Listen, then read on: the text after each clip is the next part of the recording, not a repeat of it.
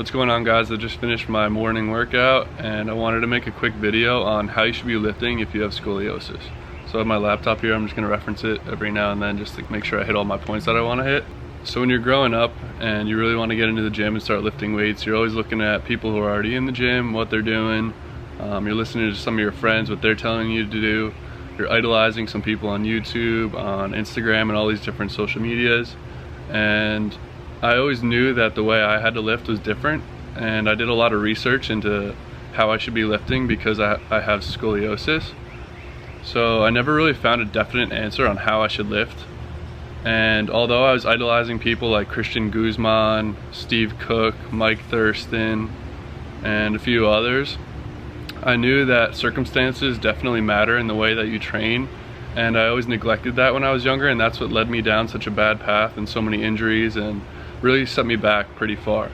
But now I've changed my training, I've really dialed it in, and over the last few months I was able to put on 30 pounds with staying on track with my macros and staying to a training plan that works for me. So this is what I have to share for you guys. It's really good to still have these inspirations and idols that you want to aspire to be like, but you have to take into account what your circumstances are. So some people might have postural differences, some people might have imbalances. Everybody has different insertion points with their muscles, they have different structural integrities. There are so many different variables that go into it that you have to learn what's best for your body and then work from there. It got to a point where I was in so much pain and I couldn't lift anymore that I tried out a special training called functional patterns, which is specialized for posture. And I really enjoyed the training. It was a lot of fun, but I knew that in the long term I couldn't maintain that training. I felt like I would always need a trainer to get me through those exercises because they were so specialized and so dynamic.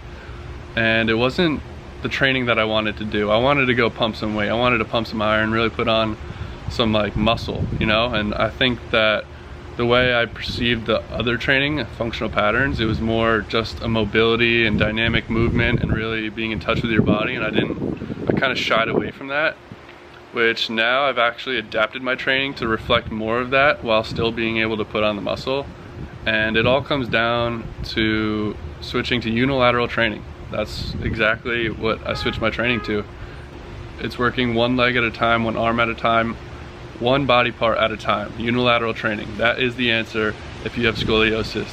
And now I'm going to give you guys all the reasons why you should be training like this and not be doing compound movements like deadlifts or bench press and even squats. I cannot do any of those movements. That does not matter. Yes, they say that it's the greatest for overall muscle activation and growth. That does not mean that you need to do that to grow. And I just want to make it clear that you shouldn't always listen to what people tell you. Not everyone knows the right answer.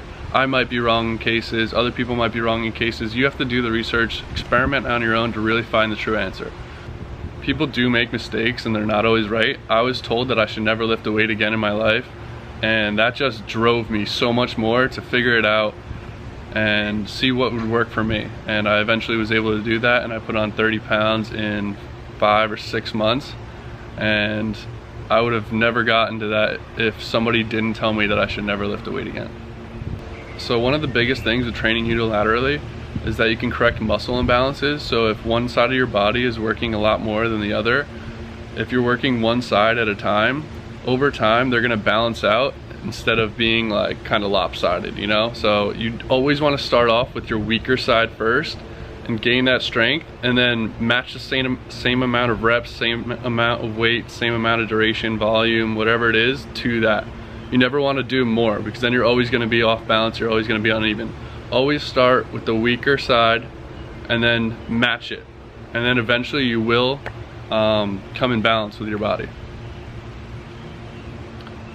Another big thing with training unilaterally is you're able to recognize your compensations. So when you start working on one side of your body, you're gonna see how the other side starts to react to make it a little bit easier. So your body's always gonna take the path of least resistance, meaning say you're gonna be doing a bench press, it's gonna make little compensations. It might turn your wrists backwards, it might kind of throw off the it might throw off the bar path just to make it a little bit easier, and those compensations over time can cause injury and really set you back. It's not your fault, this is just the nervous system, and this is exactly how it works. It always wants to take the path of least resistance, and that's why it takes so much focus. And that's my next point. Going unilateral, you're gonna have to focus so much more that it's gonna recruit more muscles, and this will actually balance you over time.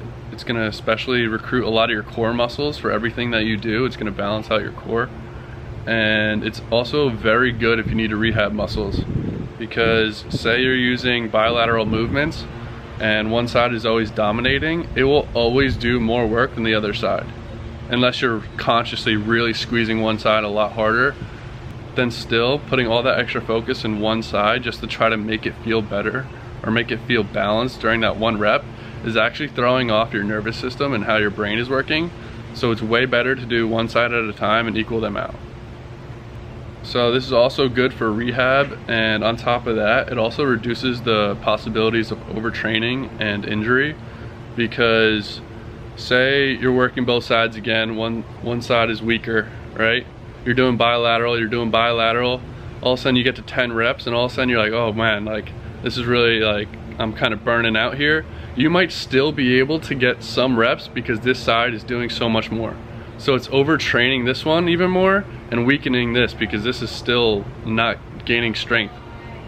So what you want to do is make sure that you're doing unilateral so that there's no risk of creating more muscle imbalance and injuring yourself even further.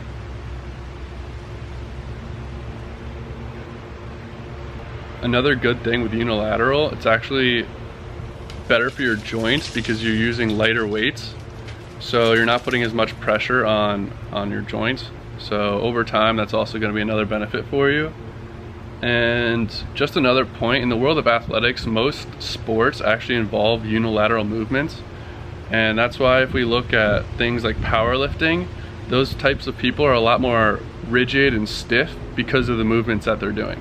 So if you're looking at baseball, if you're looking at most things, it's unilateral. You're throwing with one arm, you're kicking with one leg. It's way more beneficial to train one side of your body at a time and make sure that everything is working correctly on its own, so that once you do get into these sports and you try these dynamic movements with the entire body, it can operate much better and more smoothly.